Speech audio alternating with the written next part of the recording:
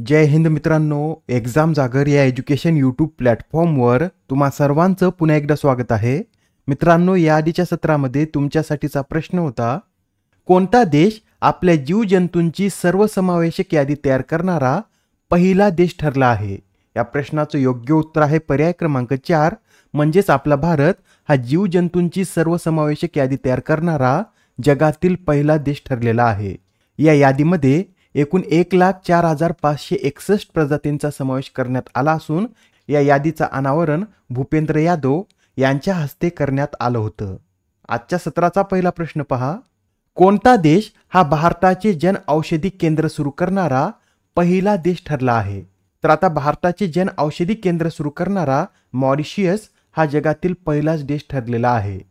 बरं, या केंद्राचं उद्घाटन कोणाच्या हस्ते करण्यात आलं? तर भारताचे परराष्ट्र मंत्री एस जयशंकर यांच्या हस्ते या केंद्राचं उद्घाटन करण्यात आलेलं आहे. या केंद्राबरोबरच परराष्ट्र मंत्री एस जयशंकर यांनी मॉरिशियसमधील पोर्ट लुईस येथे भारत मॉरिशियस मैत्री गार्डनचं सुद्धा उद्घाटन केलं आहे. दोन्ही पॉईंट महत्त्वाचे आहेत, नोट करून घ्या.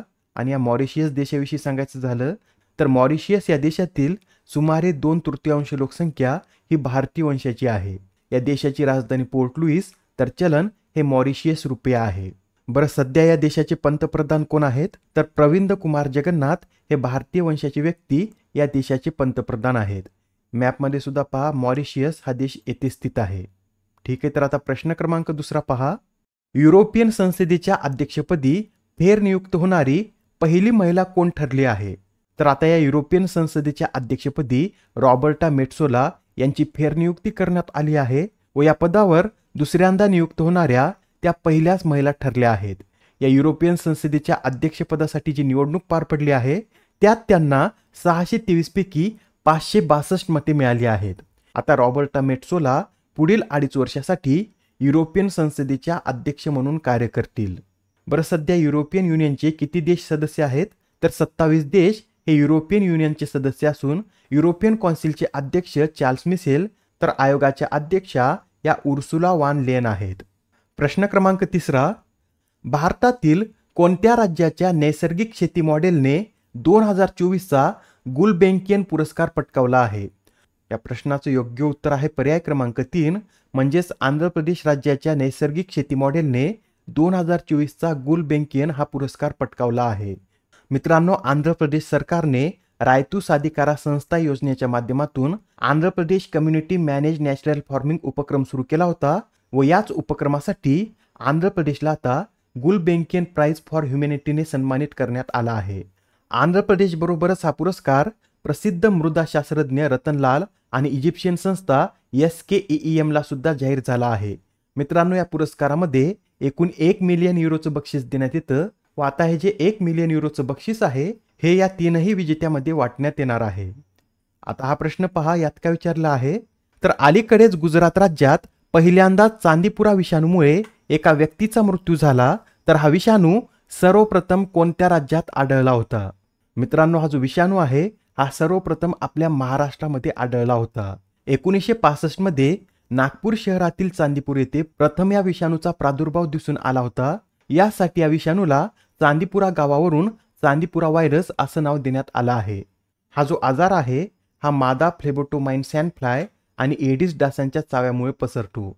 या विषाणूचा सर्वाधिक परिणाम 15 वर्षाखालील मुलांवर दिसून येतो व या आजारातील मृत्यू दर हा 56 ते 75% इतका आहे. बरं, या आजाराची लक्षणे काय आहेत?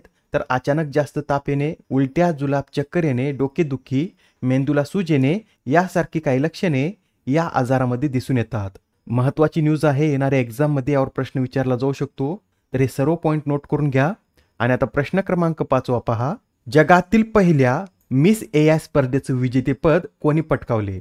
मित्रांनो, जगातील पहिली मिस AI स्पर्धा नुकतीच पार पडली असून याचं विजेतेपद केन्झा लायली यांनी पटकावलेलं आहे. केन्झा लायली या मोरोक्को देशाच्या असून त्यांनी या स्पर्धेमध्ये 1500हून अधिक स्पर्धकांना मागे टाकून हे पहिलं स्थान पटकावलेलं आहे. या स्पर्धेमधील फर्स्ट रनरअप कोण आहेत? तर फ्रान्सची ललिना ही फर्स्ट रनरअप आहे, तर पोर्तुगालची ओलिव्हिया सी ही या स्पर्धेमधील सेकंड रनरअप ठरली आहे. मित्रांनो, या स्पर्धेतील विजेत्याला किती रोख रक्कम देण्यात आली? तर $20,000 म्हणजे सुमारे 16 लाख रुपये यात बक्षीस म्हणून देण्यात आले आहेत. आपल्याला एक्झाममध्ये असंही विचारलं जाऊ शकतं की जगातील पहिल्या मिस AI स्पर्धेमध्ये अंतिम 10 मध्ये पोहोचणाऱ्या भारताच्या AI मॉडेलचं नाव काय आहे? तर झारा शतावरी असं भारताच्या मॉडेलचं नाव आहे. बरं, ही स्पर्धा कोणाद्वारे आयोजित करण्यात आली होती? तर ही स्पर्धा ब्रिटनच्या फॅन्यू कंपनीने वर्ल्ड AI क्रिएटर अवॉर्ड्सच्या सहकार्याने आयोजित केली होती. प्रश्न क्रमांक 6. महारेराच्या अध्यक्षपदी कोणाची नियुक्ती करण्यात आली? तर आता महारेराचे पुढील अध्यक्ष म्हणून मनोज सोनिक यांच्या नावाची घोषणा करण्यात आली आहे. मित्रांनो, महारेराचे जे सध्याचे अध्यक्ष अजय मेहता आहेत, हे सप्टेंबर 2024 मध्ये निवृत्त होणार आहेत. त्यानंतर मनोज सोनिक हे महारेराचे अध्यक्ष म्हणून कार्य करतील. बरं, मनोज सोनिक यांचं नाव याआधी सुद्धा तुम्ही ऐकलं असेल, कारण हे जे मनोज सोनिक आहेत हे महाराष्ट्राचे माजी मुख्य सचिव होते व सध्याच्या ज्या महाराष्ट्राच्या पहिल्या मुख्य सचिव सुजाता सोनिक आहेत त्यांचे मनोज सोनिक हे पती आहेत. बरं, हे जे महारेरा आहे याचं फुल फॉर्म काय आहे? तर Maharashtra real estate regulatory authority असं या महारेराचं फुल फॉर्म आहे. याची स्थापना 2017 मध्ये स्थावर संपदा क्षेत्राचे नियमन करण्यासाठी करण्यात आले असून याचं मुख्यालय मुंबई येथे स्थित आहे. मित्रांनो, याआधी सुद्धा काही महत्त्वपूर्ण नियुक्त्या झाल्या होत्या, त्या सुद्धा आपण एकदा रिवाइज करून घेऊया. SBIचे पुढील अध्यक्ष म्हणून चल्ला श्रीनिवासलू शेट्टी यांच्या नावाची घोषणा करण्यात आली आहे. FATFच्या अध्यक्षपदी Elisa de Anda Madrazo, news broadcasters and digital असोसिएशनच्या अध्यक्षपदी रजत शर्मा, राष्ट्रीय क्षयरोग निर्मूलन कार्यक्रमासाठी प्रमुख सल्लागार म्हणून डॉक्टर सौम्या स्वामीनाथन, भारतीय पुरुष क्रिकेट संघाच्या मुख्य प्रशिक्षकपदी गौतम गंभीर, केंद्रीय प्रत्यक्ष कर मंडळाचे नवीन अध्यक्ष रवी अग्रवाल, LICचे CEO आणि व्यवस्थापकीय संचालक सिद्धार्थ मोहंती, तर भारतातील पहिल्या AI विद्यापीठाचे कुलगुरू म्हणून सायमन मॅक यांची नियुक्ती करण्यात आली आहे. नेक्स्ट क्वेश्चन पहा.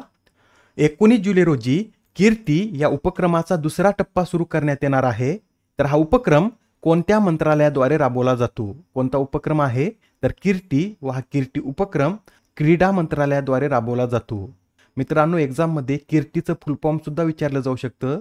तर कीर्ती म्हणजे Khelo India rising talent identification असं या कीर्तीचं फुल फॉर्म आहे. व या उपक्रमाचा जो दुसरा टप्पा आहे याचं उद्घाटन क्रीडा मंत्री डॉक्टर मनसुख मांडविया यांच्या हस्ते करण्यात येणार आहे. प्रश्न क्रमांक 8. अलीकडेच चर्चेत असलेले शौर्य बाबा हे कोणत्या खेळाशी संबंधित आहेत? मित्रांनो, हे जे शौर्य बाबा आहेत हे स्क्वॅश या खेळाशी संबंधित आहेत. बरं, सध्या हे चर्चेमध्ये का आले आहेत? तर नुकतेच आता शौर्य बाबा यांनी WSF world junior squash championship 2024 मध्ये कांस्य पदक पटकावलं आहे व या स्पर्धेमध्ये पदक जिंकणारे ते दुसरेच भारतीय पुरुष खेळाडू ठरले आहेत. त्यांच्या आधी कुशकुमार यांनी या स्पर्धेमध्ये 2014 साली कांस्य पदक पटकावलं होतं. बरं, यावेळेसची स्पर्धा कोठे आयोजित करण्यात आली होती? तर अमेरिका या देशामध्ये या स्पर्धेचं आयोजन करण्यात आलं होतं.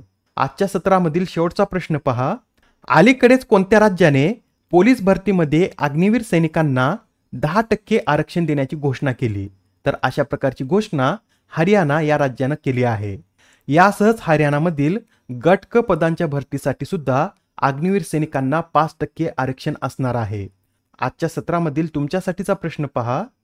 कोणत्या मंत्रालयाने प्रोजेक्ट अस्मिताचे अनावरण केले? आता या प्रश्नाचं उत्तर कमेंटमध्ये देण्याचा प्रयत्न करा. उत्तर चुकलं तरी काय हरकत नाही, कारण ज्यावेळेस तुम्हाला या प्रश्नाचं योग्य उत्तर माहीत होतं त्यावेळेस हा प्रश्न तुमच्या दीर्घकाळापर्यंत लक्षात राहतो. तर आता पुढच्या सत्रामध्ये पुन्हा भेटूया. धन्यवाद.